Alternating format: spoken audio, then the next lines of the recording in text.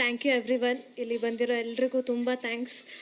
And love to Lassi, this is my second film. First film just 1 month before release ಆಯಿತು, Ludo ಅಂತ. So I was very happy for the debut film, because ಅದಾಗಿ 1 ಮಂತಿಗೆ ಮತ್ತೆ ಇನ್ನೊಂದು cinema ಅಂದಿದ್ದು ತುಂಬ ಖುಷಿಯಾಗಿದೆ.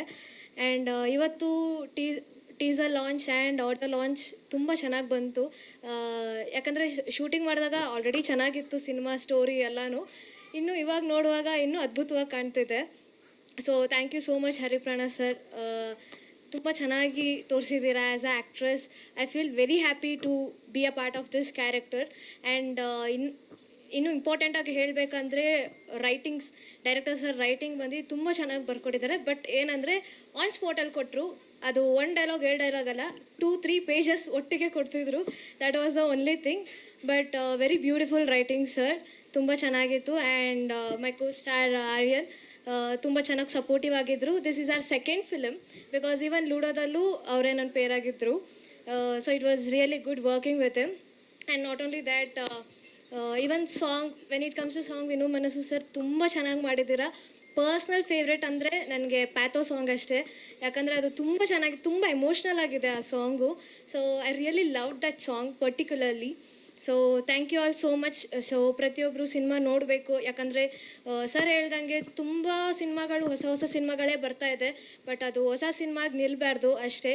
ಮತ್ತು ಪ್ರತಿಯೊಂದು ಆ್ಯಕ್ಟ್ರಸ್ ಆಗಲಿ, ಆ್ಯಕ್ಟರ್ಸ್ ಆಗಲಿ, ಪ್ರತಿಯೊಬ್ಬರಿಗೂ ಬೇರೆ ಬೇರೆ ಸಿನಿಮಾಗಳು ಸಿಗಬೇಕು, ದೊಡ್ಡ ದೊಡ್ಡ ಪ್ರೊಡಕ್ಷನ್ಗಳು ಸಿಗಬೇಕು ಅಂತ ಹಾರೈಸ್ತೀನಿ. Because every new film stays as a new film, nobody is going higher. That's the only reason. I want every one to get that. So thank you all so much. Thank you. ಏನು sir? ಹೆಚ್ಚು ಅಳುವುದಂತ ಇಲ್ಲ.